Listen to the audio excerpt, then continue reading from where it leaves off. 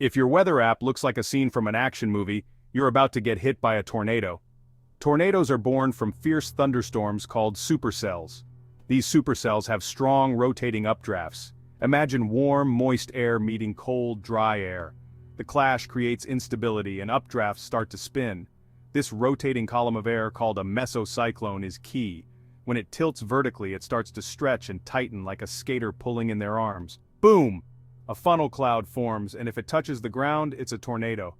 Thunderstorms provide the perfect conditions with their powerful winds and energy. The result? A swirling force of nature that can be both mesmerizing and terrifying. So next time you see dark, ominous clouds on the horizon, remember the incredible science at play. Stay safe, stay curious, and now you know.